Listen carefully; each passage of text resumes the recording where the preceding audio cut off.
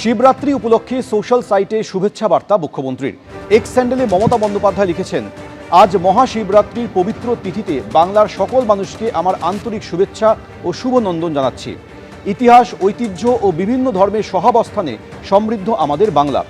ধর্মীয় সম্প্রীতির সেই ঐতিহ্যকে বজায় রাখতে রাজ্যের সকল ধর্মের বিভিন্ন ধর্মস্থানগুলি সংস্কার ও সার্বিক উন্নয়ন গত 15 বছর ধরে করে চলেছে আমাদের সরকার। ভগবান শিবের প্রতি শ্রদ্ধা জানিয়ে আমরা রাজ্যের বিভিন্ন গুরুত্বপূর্ণ শিব মন্দিরগুলি সংস্কার করেছি।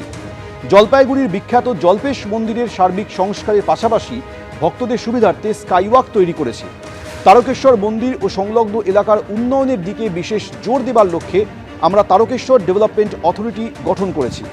মন্দির চত্বরের সার্বিক সংস্কার, সৌন্দর্যায়ন, আলোর ব্যবস্থা, দুধপুকুরের পাশে রাস্তা তৈরি সহ বেশ কিছু কাজও আমরা করেছি।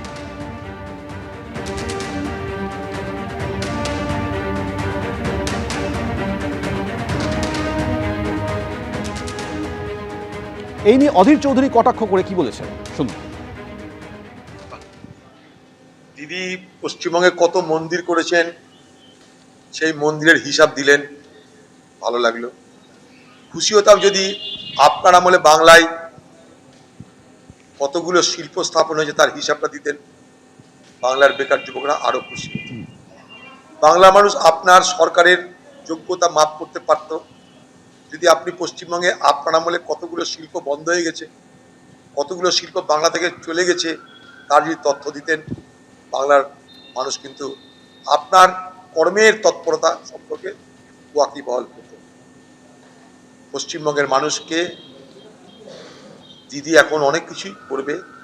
এর আগে চণ্ডীপাঠ করেছে, কখনো হিজাব করেছে, তবে এবার দিদি দেখছি আর মুসলমানদের জন্য ভাবনা চিন্তা একদমই কমিয়ে দিয়েছে। দুধেল গাইদের জন্য দিদির আর ভাবনা চিন্তা নাই। মমতা বন্দ্যোপাধ্যায় যত ভোট আসবে তত এরকম নিজেকে হিন্দু প্রমাণ করার, হিন্দু সাজার অনেক চেষ্টা করবেন, কিন্তু উনি শিলিগুড়িতে মহাকাল মন্দির স্থাপন করতে গিয়ে ওনার কাল হয়ে গেছে। অতএব বাবা মহাকাল ওনাকে কালই দেবে, রাজনৈতিক কালের প্রাপ্তির সময় ওনার হয়ে গেছে। যতই চেষ্টা করুন মলম আর লাগানো যাবে না, মলম লাগানোর জায়গা নেই, ক্ষত এত বড় হয়ে গেছে না, ও আর ক্যান্সার হয়ে গেছে ওই ক্ষত। এবার বাংলার মানুষ বুঝে গেছে যে এই ছদ্মবেশী হিন্দুদের উপর যদি ভরসা করি আগামী দিনে একটা শিব মন্দিরও থাকবে না। শিবরাত্রির দিন নিমতলায় শিবের পুজো করলেন ত্রিপুরার প্রাক্তন মুখ্যমন্ত্রী বিপ্লব দেব। বাংলায় অশুভ শক্তির বিনাশ হবে মন্তব্য করেছেন বিজেপি নেতা।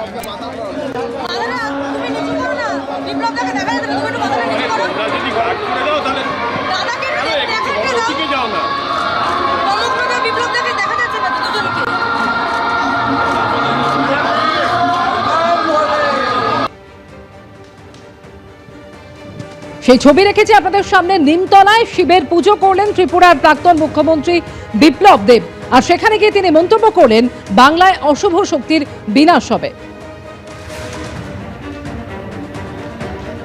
আমি যে কোনো মন্দিরে যাই কোনোদিনই কোনো কিছু নিজের জন্য চাই না, এটা আমার ছোট থেকে অভ্যাস।